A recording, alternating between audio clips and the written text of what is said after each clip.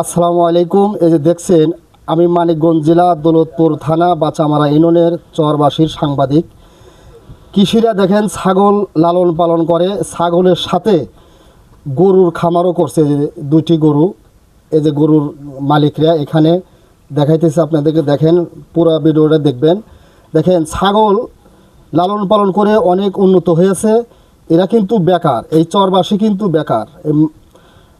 বাচামারা ইউনিয়নের চরের মধ্যে এই ছাগল, ভেড়া, গরু একসাথে লালন পালন করে। আমি এই খামারি ভাইয়ের সাথে কথা বলবো। ভাই আসসালামু আলাইকুম। ওয়ালাইকুম আসসালাম। আপনি কি কাজ করেন? আমি কৃষি কাজ করি, মাছ মারি। মাছ মারেন। এই যে ছাগল গরু যে লালন পালন করেন, আপনার প্রতি বছরে আয় কীরকম? ওই কোনোরকম জান বাঁচে। কোনো রকম জান বাঁচে? তাতে সংসার মানে সুস্থ মতো চলে না, একটু কষ্ট হয়? কষ্ট একটু হয়।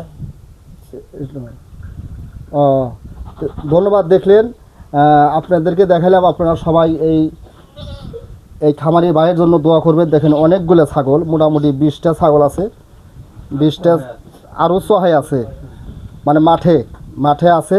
এখানে একসাথে গরু লালন পালন করে।